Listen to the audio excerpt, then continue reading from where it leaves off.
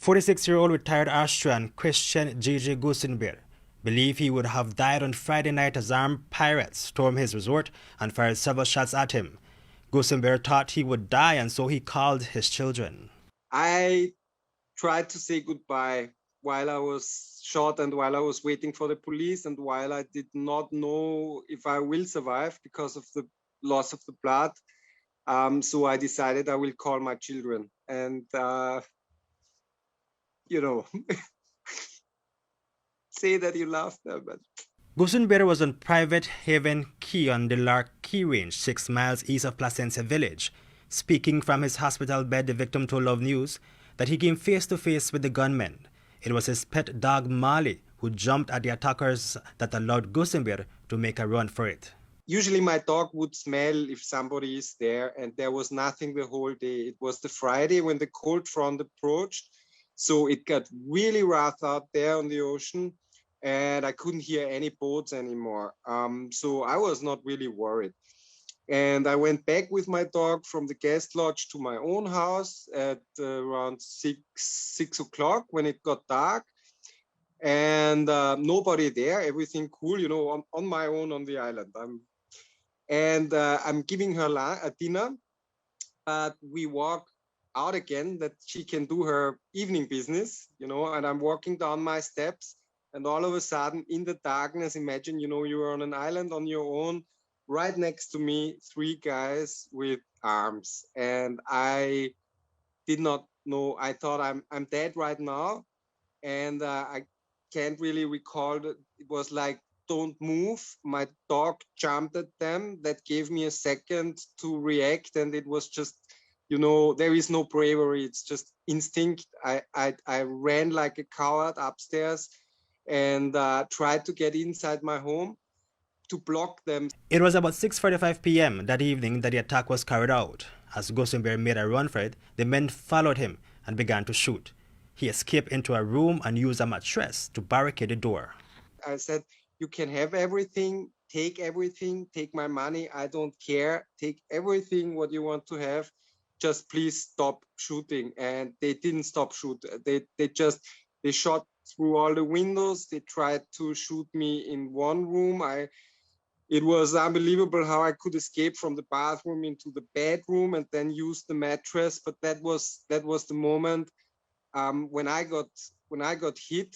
Then I was able, bleeding, to put a mattress between me and the door in addition, so that the next shots didn't go too deep. And the pellets that were removed with the cotton, wrapped in cotton, the doctor said these are the things you have to worry about because the cotton needs to get out of your body. So 7 pellets are removed, 14 are still in there, they will stay there. And it was during the hail of bullets being fired at Gusenbauer that he sent an SOS via his Facebook page. It would have then taken authorities about an hour and a half to rescue the distressed expat. I have no cell phone connection out there, but I had internet. That's why I texted on Facebook, help me, I get robbed, I get shot. I think after the first message, nobody took that serious, but then it was clear something is going on and I had no other chance. With one hand and my body, I tried to press myself against the mattress and the door that nobody comes in. And with the other hand, I tried on Facebook to to ask for help. And that's how I survived. And I was sure I'm going to die. And it was monsters in the eyes. They just wanted to kill me. And I don't get it. Take the boat engine, take the boat and be happy. But why do you want to kill somebody? That's my problem now in my brain, that somebody can do something like this to another human being. And I didn't do anything to anybody. I always try to help the community in Placencia and the little things that I have to share and work together with others on the island. It's just, yeah. Gusenbauer has been in Belize for about 4 years. He lived in Placencia for about 3 years and moved to the island after the COVID-19 pandemic hit Belize. He believes his attackers were monitoring him.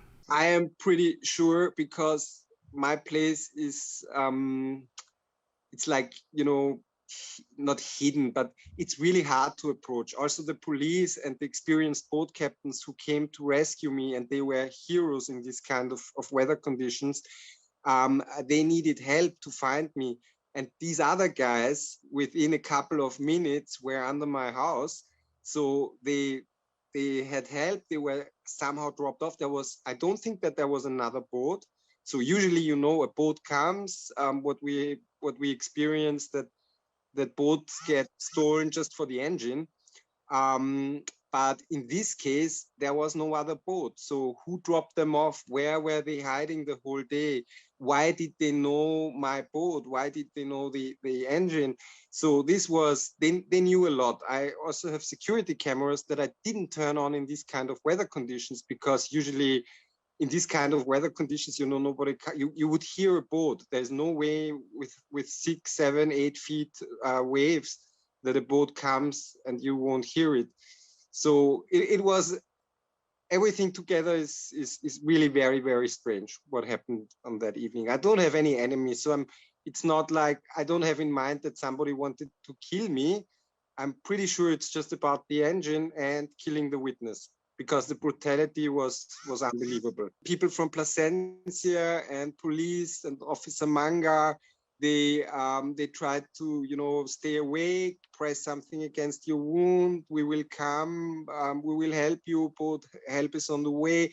So I waited on the ground until I heard the new boat, and that took a while. I think overall it was like 1.5 hours with everything together in these weather conditions. And when I heard that boat, that was the first time that and now I have to cry again, that I thought, I made it. I will live, and I won't die. And that experience has left the retired Austrian traumatized. While he tries to keep a smile on his face, the horrific memories of that night continue to linger. But those memories will be replaced with good ones, with Marley, who will soon be reunited with her owner. It changes every 5 minutes. It depends on what I'm talking about. There are things, if I would start to talk about that, I'm starting to cry immediately. And it's very, very traumatic. I don't know. I'm sorry. I don't know how to get over it. It will take very long time. You know, it's so it changes. But you know, I always try to be a positive person, and laughing is better than crying. But I just can't. You know, it's really hard. My dog. Don't talk about that. I will cry the next time. You want to get it? You will have me crying all of the time.